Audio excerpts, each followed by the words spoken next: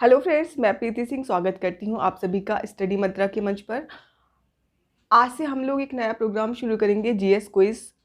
ये RO ARO PCS के लिए और बाकी जितने भी कम्पिटिटिव एग्जाम्स हैं सभी के लिए बहुत हेल्पफुल रहेगा।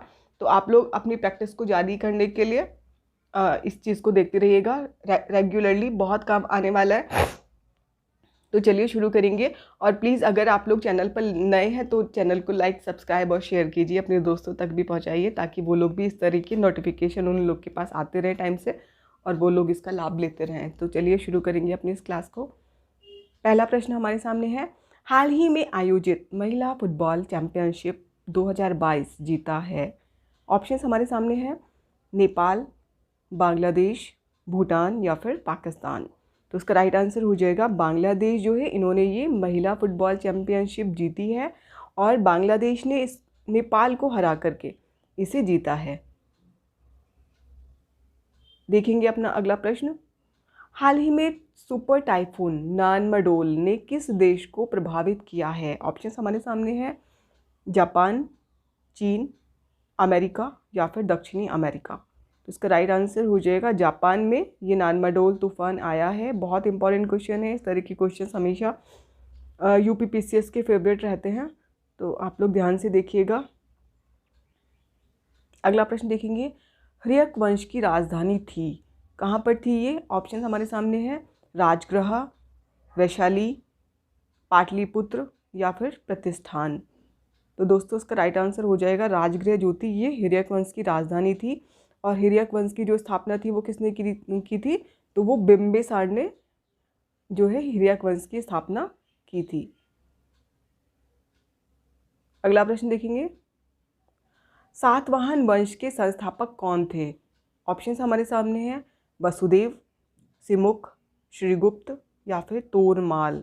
तो इसका राइट आंसर हो जाएगा सिमुक जो है इन्होंने इसकी स्थापना की थी। और आप लोग भी चाहें तो अपने कमेंट्स जो है मतलब मुझे कर सकते हैं ताकि आप लोगों को भी पता चलता रहे कि आप लोगों की तैयारी का लेवल क्या है। और या फिर अलग से भी पेपर लिख करके आप अपने आंसर्स वहाँ पर लिख सकते हैं और बाद में उसको मैच कर सकते हैं। अगला प्रश्न देखेंगे, हाल ही में जारी ग्लोबल इनोवेशन इंडेक्स 2022 में, ग्लोबल इनोवेशन इंडेक्स में भारत शीर्ष पर कौन सा देश रहा है। ऑप्शन हमारे सामने है, स्विट्ज़रलैंड, संयुक्त राज्य अमेरिका, स्वीडन या फिर यूनाइटेड किंगडम। तो इसमें भारत का इसमें जो है शीर्ष पर स्विट्ज़रलैंड रहा है। और भारत की रैंक कौन सी है, इसमें 40 नंबर पर भारत है।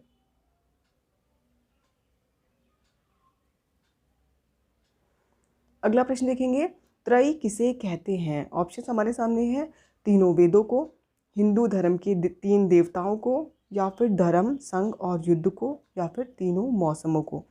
तो इसका राइट आंसर हो जाएगा तीन वेद जो हैं इनको वेद त्रयी बोलते हैं। और जिसमें कि कौन कौन से, ऋग्वेद है हमारा, सामवेद है और फिर यजुर्वेद है, ये तीनों शामिल है, इसमें अथर्ववेद शामिल नहीं है वेद त्रयी में। अगला प्रश्न देखेंगे, निम्नलिखित में से कौन सा कथन, ये साढ़े होगा आई थिंक, 82 डिग्री 30 मिनट पूर्वी देशांतर के संबंध में सही नहीं है। ऑप्शन हमारे सामने है, यह भारत के लिए मानक देशांतर रेखा है। एकदम सही बात है, हमारा जो समय है वो यहीं से लिया गया है। इस रेखा का स्थानीय समय ग्रीनविच समय से 5 घंटे 30 मिनट जो है ये आगे है। एकदम सही बात है ये भी। और सी पॉइंट है हमारा, यह रेखा इलाहाबाद के समीप से गुजरती है, तो ये भी एकदम ठीक है, इलाहाबाद के पास नैनी से गुजरती है। और नेक्स्ट है हमारा, यह भारत को 2 बराबर भागों में विभाजित करती है, तो ये जो है गलत हो जाएगा हमारा। बाकी 3 ऑप्शन जो है राइट है, लेकिन 2 बराबर भागों में नहीं बांटती, अंशतः ये डिवाइड करती है। अगला प्रश्न हो जाएगा, ग्लोब पर कर्क रेखा भारत के कितने राज्यों से होकर के गुजरती है। ऑप्शंस हमारे सामने है, 4, 5, 8 या फिर 6। तो दोस्तों इसका राइट आंसर हो जाएगा 8 राज्यों से होकर के गुजरती है। और 8 राज्य जो हैं वो कौन कौन से हैं, गुजरात है, राजस्थान है, मध्य प्रदेश है, छत्तीसगढ़ है हमारा, झारखंड है, उसके बाद में हमारा जो है ये त्रिपुरा, पश्चिम बंगाल, त्रिपुरा और ये मिजोरम से होकर के गुजरती है।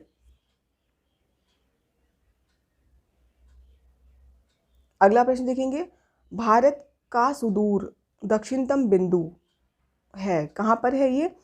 कन्याकुमारी, रामेश्वरम, इंदिरा पॉइंट या फिर पॉइंट कैलीमोर। तो इसका राइट आंसर जो है वो इंदिरा पॉइंट हो जाएगा। इंदिरा पॉइंट जो है ये भारत का सबसे दक्षिणतम ये बिंदु है, निकोबार में स्थित है। और ये अगला प्रश्न है, निम्नलिखित में से किस तट रेखा से भारत का औसत समुद्र तल मापा जाता है? ऑप्शन हमारे सामने हैं, मुंबई, चेन्नई, कोचीन या फिर विशाखापट्टनम। इसका राइट आंसर हो जाएगा चेन्नई से हमारा समुद्र तट जो है ये मापा जाता है। अगला प्रश्न है, फीफा अंडर-17 महिला विश्व कप 2022 का आयोजन कहाँ किया जाएगा? ऑप्शन हमारे सामने हैं, भारत, रूस, चीन या फिर ब्राज़ील। इसका राइट आंसर हो जाएगा भारत में जो है ये होने वाले हैं, तो राइट आंसर भारत होगा इसका। अगला प्रश्न है, किस राज्य में भारत का पहला डुडोंग कंजर्वेशन रिजर्व जो है ये स्थापित किया गया है? तो उस तरह के जो प्रश्न होते हैं हमेशा कमीशन के फेवरेट होते हैं। कोई भी चीज़ हो जो पहली बार स्थापित होने जा रही है तो वो बहुत इंपॉर्टेंट हो जाती है। ऑप्शन हमारे सामने है, कर्नाटक, तमिलनाडु, आंध्र प्रदेश या फिर उड़ीसा। राइट आंसर हो जाएगा इसका तमिलनाडु में जो है ये डुडोंग कंजर्वेशन रिजर्व स्थापित होगा। अगला प्रश्न है, निम्नलिखित में से कौन सा एक अनुषंगी नगर के वर्ग में आता है? तो ऑप्शंस हमारे सामने है, एर्नाकुलम, अहमदाबाद, बेंगलुरु या फिर सूरत। का राइट आंसर हो जाएगा एर्नाकुलम जो है ये अनुषंगी नगर के वर्ग में आता है। अगला प्रश्न है, निम्नलिखित में से कौन सा द्वीप भारत और श्रीलंका के मध्य है? ऑप्शंस हैं, एलिफेंटा, न्यूमूर, श्री रामेश्वरम और लक्षद्वीप। तो इसका राइट आंसर हो जाएगा श्री रामेश्वरम जो है ये भारत और श्रीलंका के बीच में है।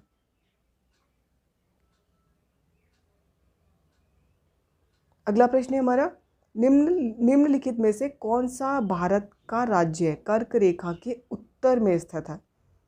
ऑप्शंस हमारे सामने है, त्रिपुरा, मिजोरम, मणिपुर और या फिर झारखंड। तो उसका राइट आंसर हो जाएगा मणिपुर जो है ये कर्क रेखा के उत्तर में स्थित है।